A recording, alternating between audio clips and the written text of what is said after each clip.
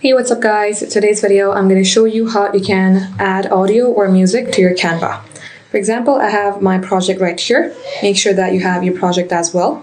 On your left hand side, you will see uploads right here. So if you select uploads, you will see a page like this. In here, simply select upload files. In my case, I have selected or uploaded a video, for example, but you can also upload a audio. Make sure your audio is MP3 file.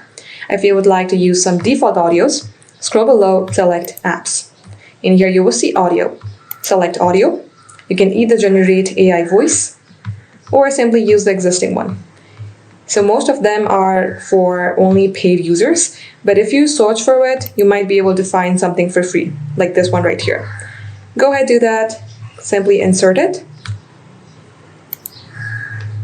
And as you do that, you will see it has music in it now. Thank you for watching, guys. We will catch up in our next upload.